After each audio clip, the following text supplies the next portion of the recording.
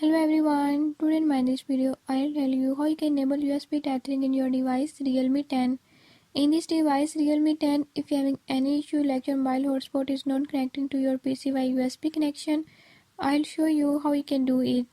Before I start, if you're new to my channel, don't forget to subscribe and press bell icon. Watch complete video and learn how you can do it.